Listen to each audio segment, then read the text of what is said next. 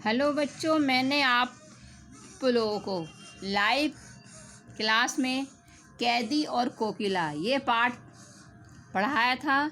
आज उसी पाठ में इसका मैंने पूरा अर्थ आप लोगों को जो है समझा दिया। यह माखनलाल चतुर्वेदी द्वारा रचित एक कविता है। कैदी का अर्थ आप लोग समझते हो, कैदी जो कि कारागार में बंदी होता है। कोकिला माने कोयल। तो इसमें कवि ने माखनलाल चतुर्वेदी कवि जेल में है, वह अकेले और उदास हैं। कोकिल से अपने मन का दुख और शासन के ब्रिटिश शासन को लेकर उनके हृदय में जो गुस्सा है उसको वे व्यक्त करते हैं। उन्हें लगता है यह कोयल उनके दुख से दुखी होकर उनके अंदर है क्रांति का बिगुल बजाने आई है। तो इसमें मैंने पहला प्रश्न दिया है आपको, जो है निम्न काव्यांश से संबंधित प्रश्नों के उत्तर लिखिए। पहला प्रश्न है, निम्न काव्यांश से संबंधित प्रश्नों के उत्तर लिखिए। काव्यांश है, क्या गाती हो से लेकर क्यों आली। क्या गाती हो से लेकर क्यों आली। अब मैं इसका पहले अर्थ बता रही, फिर आपको इसको क्वेश्चन समझाऊंगी। क्या गाती हो, क्यों रह जाती हो, कोकिल बोलो तो क्या लाती हो, संदेशा किसका, कोकिल बोलो तो। हे कोई, यहाँ पर कवि कोयल से कहता है, हे कोयल तुम कारागार के ऊपर मंडरा कर बार बार क्या गाती हो। तुम मन की कौन सी गहरी बात को कहना चाहती हो जिसके लिए तुम रुक जाती हो। रह जाती है माने रुक जाती है। तुम्हारे मन में कौन सी ऐसी गहरी बात है जिसको तुम कहना चाहती हो फिर रुक जाती हो। तुम क्या कोकिल बोलो तो क्या लाती हो। हे कोयल तुम बोलो, तुम मेरे लिए क्या प्रेरणा लाई हो। तुम मुझे कौन सा संदेश देना चाहती हो।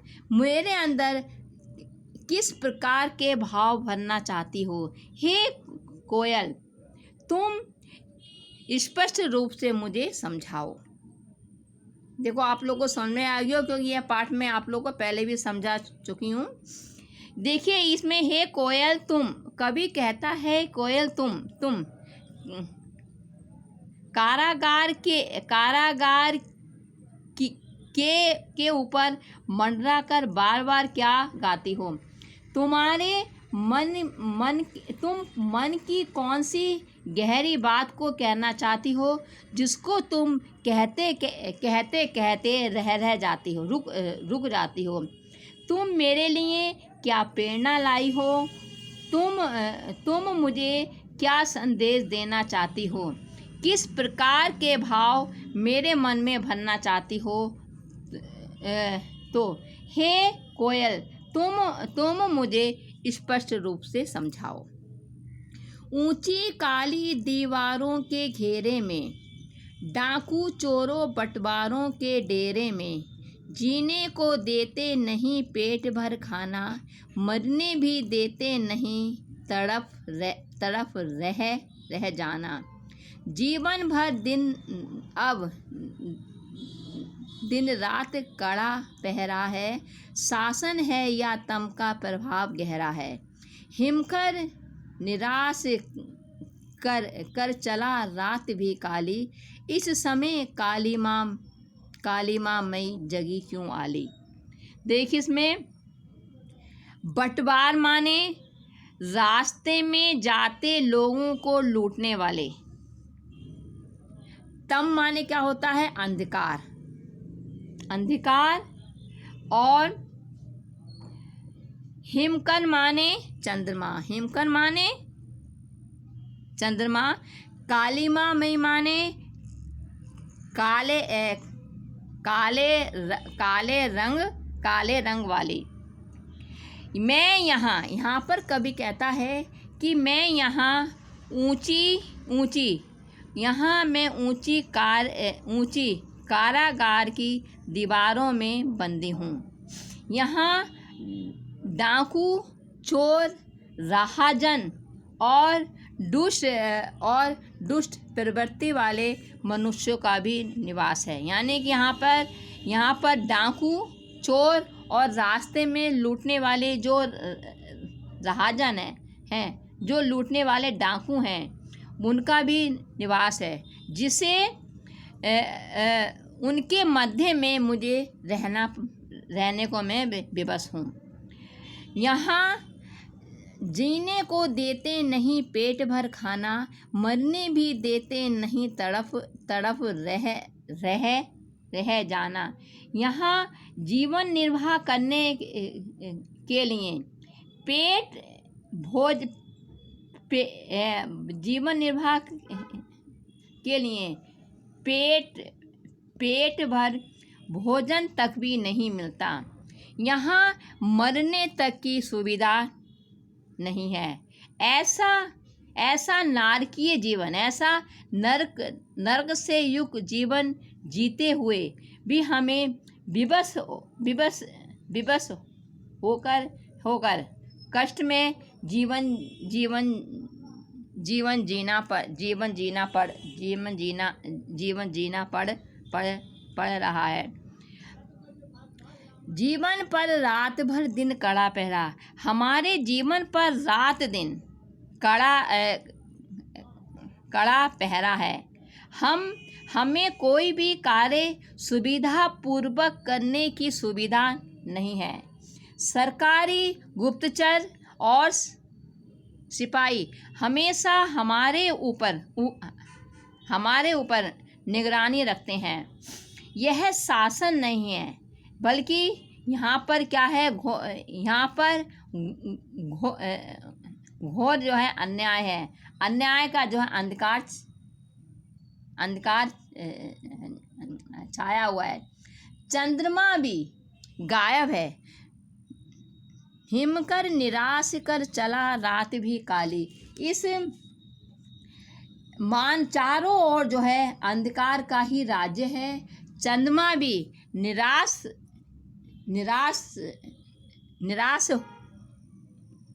होकर अस्ताचल के ओर जो है चल दिया है। अर्थात है हमारे दुखों को देखकर क्या है छिपने लगा है। रात भी घनी अंधेरी काली। रात भी जो है बहुत ही अंधेरी और काली है।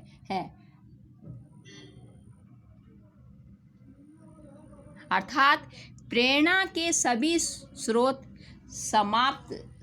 समाप्त हो चुके हैं।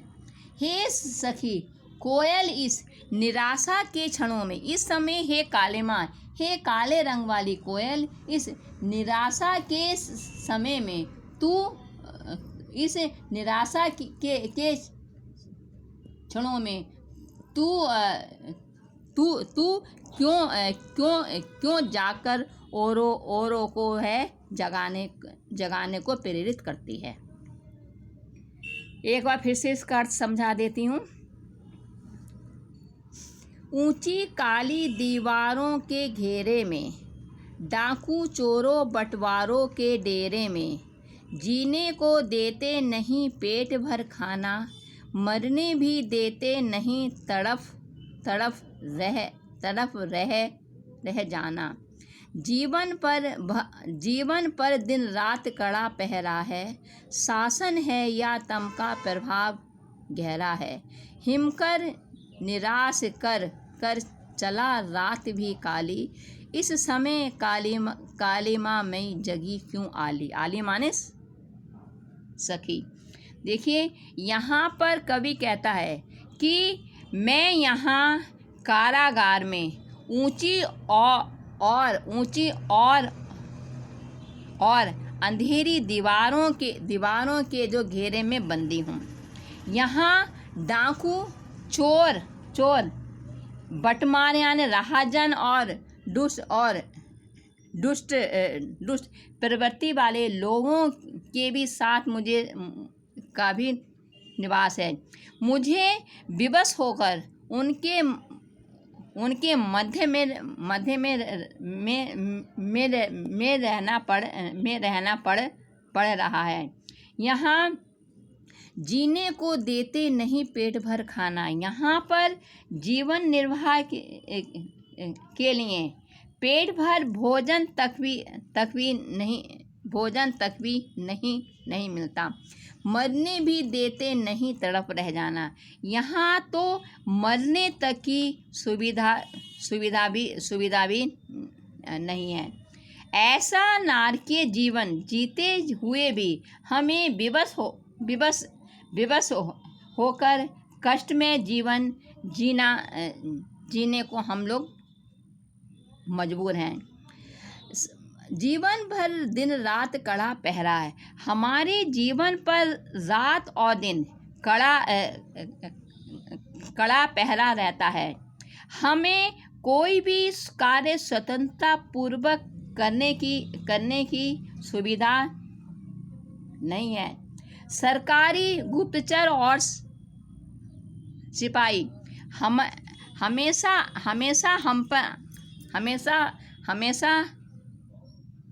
हम पर निगरानी रखते हैं। यह शासन नहीं है, बल्कि यहाँ पर क्या है, घोर जो है अन्याय है। चारों ओर अन्याय का जो अंधकार फैला हुआ है। चंद्रमा भी निराश होकर चला अस्ताचल की ओर जो है चल दिया है अर्थात छिप निराश होकर छिप गया है। इस समय कहीं भी रोशनी भी दिखाई नहीं देती। ऊपर से यह रात्रि भी भयंकर काली है अर्थात कहीं भी हमें आशा और प्रेरणा का हमारे लिए आशा और प्रेरणा के सभी जो साधन समाप्त हैं। इस समय हे सखी कोयल, इस समय तू क्यों जागकर इस निराशा में जीवन में क्यों तू जागकर औरों को भी जागने को प्रेरित करती है। तो ये बच्चों मैंने आपको इसका 2 बार अर्थ समझा दिया। अब मैं इसके जो प्रश्नोत्तर आप लोगों को समझाऊंगी जो मैंने इस काव्यांश के दिए। तो ये वाला काव्यांश आपको अपने उत्तर पुस्तिका में करना है। देखिए इसका पहला प्रश्न है, कवि के अनुसार कोयल क्यों गाने लगी है। पहला प्रश्न है, कवि के अनुसार कोयल क्यों गाने लगी है। इसका उत्तर है, कवि के अनुसार कोयल अंग्रेज सरकार के अत्याचारों से दुखी है। वह जेल में बंदी कैदियों के साथ हो रहे अत्याचारों को देखकर पिघल गई है। इसलिए वह जेल की दीवार के ऊपर मंडराकर गाने लगी है। फिर से बोलने इसका प्रश्न है। पहला प्रश्न है, कवि के अनुसार कोयल क्यों गाने लगी है। कवि के अनुसार कोयल अंग्रेज सरकार के अत्याचारों से दुखी है। वह जेल में बंदी कैदियों के साथ हो रहे अत्याचारों को देखकर पिघल गई है, इसलिए वह जेल की दीवार के ऊपर मंडराकर गाने लगी है। यानी कि वह देख रही है, कोयल जो है हमारे जो स्वतंत्रता सेनानी हैं उनको जेल के अंदर भरपेट भोजन भी नहीं मिल रहा है, उन्हें चोर डाकुओं के साथ जो है रहना पड़ रहा है। उनके दुख और उनके दुखों को देखकर कोयल इतनी पिघल गई है, इतनी व्याकुल हो गई है कि वह जेल की जो है दीवार पर मंडराकर गाने लगी है। दूसरा प्रश्न है, कवि को कारागृह में किन लोगों के बीच रहना पड़ा? कवि को कारागृह में किन लोगों के बीच रहना पड़ा? इसका उत्तर है कवि को कारागृह में चोरों, डाकुओं और राहजनों के बीच रहना पड़ा। राहजन माने जो कि रास्ते में चलते हुए यात्रियों को जो लूटते हैं उनको बोलते हैं राहजन। तो कवि को कारागृह में चोरों, डाकुओं और राहजनों के बीच रहना पड़ा। राजनीतिक कैदी होने पर भी उसे अलग आवास नहीं मिला। फिर देखिए इसका प्रश्न है, कवि को कारागृह में किन लोगों के बीच रहना पड़ा? इसका उत्तर है कवि को कारागृह में चोरों, डाकुओं और राहजनों के बीच रहना पड़ा। राजनीतिक बंदी होने पर भी उसे अलग आवास नहीं मिला। यानी कि जैसे हमारे वैसे स्वतंत्रता सेनानियों को जो है अलग रखा जाता था, लेकिन अंग्रेजी शासकों ने उनको जो है जहाँ पर चोर डाकू बंदी थे वहीं पर जो है उनको रखा, जबकि वह एक जो है राजनीतिक कैदी था। तो राजनीतिक कैदी होने पर भी जो है उसको जो है अलग से जो है आवास नहीं मिला। तीसरा प्रश्न है, कवि को कारागृह में किन किन कठिनाइयों का सामना करना पड़ा? तीसरा प्रश्न है, कवि को कारागृह में किन किन कठिनाइयों का सामना करना पड़ा?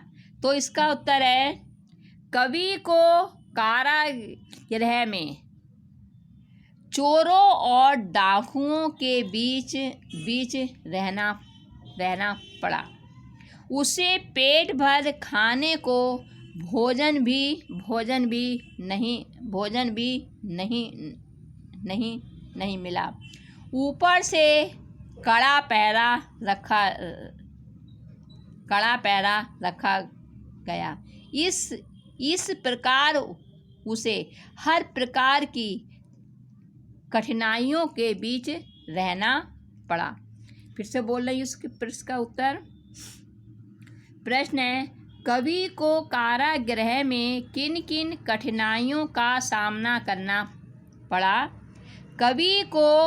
इसका उत्तर है कवि को कारागृह में चोरों और डाकुओं के बीच रहना पड़ा। उसे पेट भर खाने को भोजन भी नहीं मिला। ऊपर से उस पर कड़ा पहरा रखा गया। इस प्रकार उसे हर प्रकार की कठिनाइयों के बीच रहना पड़ा। फिर है, कवि मरना क्यों चाहता है? फिर से चौथा प्रश्न है, कवि मरना क्यों चाहता है? इसका उत्तर है, कारागृह में होने वाली कठिनाइयों के कारण उसका मन हुआ कि इतना कष्ट झेलने से अच्छा है कि वह मर जाए। फिर से बोल रही हूँ उसका उत्तर। प्रश्न है, कवि मरना क्यों चाहता है? इसका उत्तर है, कारागृह में होने वाली कठिनाइयों के कारण कवि का मन हुआ कि इतना कष्ट सहने से तो अच्छा है कि वह मर जाए। फिर पांचवा और अंतिम प्रश्न है, प्रकृति भी कवि पर क्यों दुखी है? प्रकृति भी, प्रश्न है पांचवा, प्रकृति भी कवि पर क्यों दुखी है? इसका उत्तर है, रात भी काली थी, चांद भी डूब गया। इस तरह कवि को लगा कि प्रकृति भी उस पर दुखी है। प्रश्न है, प्रकृति भी कवि पर क्यों दुखी है? इसका उत्तर है, रात भी काली थी, चांद भी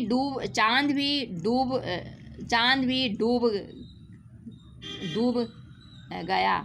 इस तरह कवि को लगा कि प्रकृति उस पर दुखी है। तो बच्चों, इस प्रकार मैंने आपको इस काव्यांश के प्रश्न, यह है काव्यांश है, क्या गाती हो, क्यों रह जाती हो, कोकिल बोलो तो क्या लाती हो, संदेशा किसका, कोकिल बोलो तो। ऊंची काली दीवारों के घेरे में क्योंकि मैंने जो प्रश्न दिया है आपको यही दिया ना। निम्न काव्यांश से संबंधित प्रश्नों के उत्तर लिखिए। तो काव्यांश है, क्या गाती हो, क्यों रह जाती हो, कोकिल बोलो तो क्या लाती हो, संदेशा किसका, कोकिल बोलो तो। ऊंची काली दीवारों के घेरे में, डाकू चोरों बटमारों के डेरे में, जीने को देते नहीं पेट भर खाना, मरने भी देते नहीं, तड़प रह जाना। जीवन पर अब दिन रात कड़ा पहरा है, शासन है या तम का प्रभाव गहरा है। हिमकर निराश कर चला रात भी काली, इस समय काली माँ में जगी क्यों आली। तो इसके मैंने आपको अर्थ समझा दिया है। इसके प्रश्न में आप लोगों को जो मैंने दिए हैं एक बार समझा रही हूँ। पहला प्रश्न है, कवि के अनुसार कोयल क्यों गाने लगी है? कवि के अनुसार कोयल अंग्रेज सरकार के अत्याचारों से दुखी है। वह जेल में बंदी कैदियों के साथ हो रहे अत्याचारों को देखकर पिघल गई है, इसलिए वह जेल की दीवार के ऊपर मंडराकर गाने लगी है। फिर से बोल रही हूँ।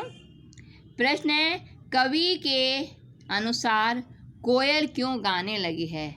कवि के अनुसार कोयल अंग्रेज सरकार के अत्याचारों से दुखी है। वह जेल में बंदी कैदियों के साथ हो रहे अत्याचारों को देखकर पिघल गई है, इसलिए वह जेल की दीवार के ऊपर मंडराकर गाने लगी है। फिर है दूसरा प्रश्न है, कवि को कारागृह में किन लोगों के बीच रहना पड़ा? दूसरा प्रश्न है, कवि को कारागृह में किन लोगों के बीच रहना पड़ा? इसका उत्तर है, कवि को कवि को कारागृह में चोरों, डाकुओं और राहजनों के बीच रहना पड़ा। राहजन मैं आप लोगों को बता दूं, जो रास्ते में चलते हुए यात्रियों को लूटते हैं उनको बोलते हैं राहजन। तो कवि को भी कारागृह में चोरों, डाकुओं और राहजनों के बीच रहना पड़ा। राजनीतिक बंदी होने पर भी उसे अलग आवास नहीं मिला। फिर से बोल रहे इसका उत्तर। प्रश्न है, कवि को कारागृह में किन लोगों के बीच रहना पड़ा? इसका उत्तर है, कवि को कारागृह में चोरों, डाकुओं और राहजनों के बीच रहना पड़ा।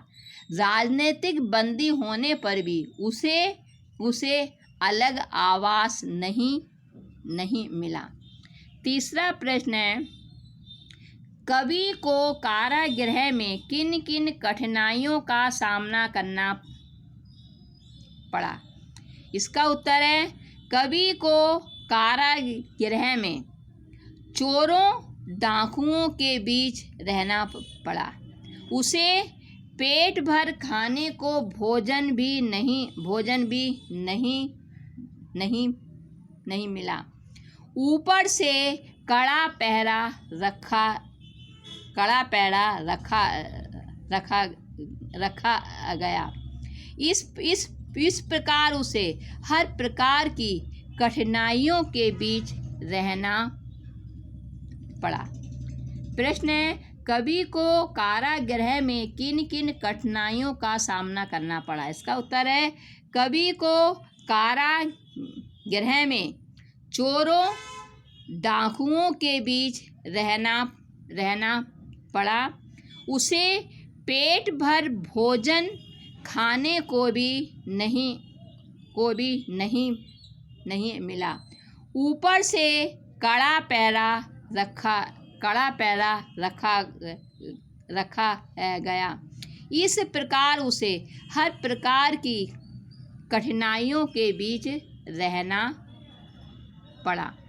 फिर प्रश्न है, कवि मरना क्यों चाहता है? इसका उत्तर है, कारागृह में होने वाली कठिनाइयों के कारण उस कवि का मन किया कि इतने कष्ट सहन करने से अच्छा है कि वह मर जाए। फिर से बोल रही हूँ। प्रश्न है, कवि मरना क्यों चाहता है? कारागृह में होने वाली कठिनाइयों के कारण कवि का मन हुआ कि इतने कष्ट सहन करने से अच्छा है कि वह मर जाए। फिर है प्रश्न, प्रकृति भी कवि पर क्यों दुखी है? प्रकृति भी कवि पर क्यों दुखी है? इसका उत्तर है, रात भी काली थी, उधर चांद भी डूब गया। इस तरह कवि को लगा कि प्रकृति उस पर दुखी है।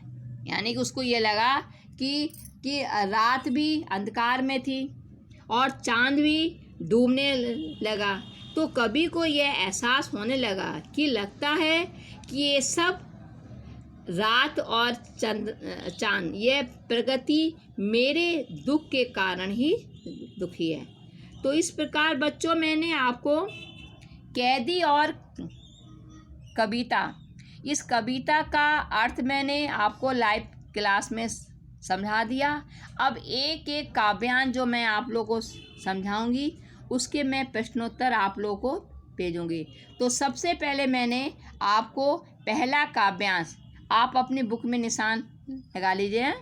क्या गाती हो से लेकर क्यों आली, यहाँ तक मैंने भेजा है और इसके ही प्रश्नोत्तर आप लोगों को अपनी उत्तर पुस्तिका में लिखने होंगे। 5 प्रश्न दिए हैं, हर एक काव्यांश के इसी प्रकार से 5-5, 6-6 प्रश्न हैं। धन्यवाद।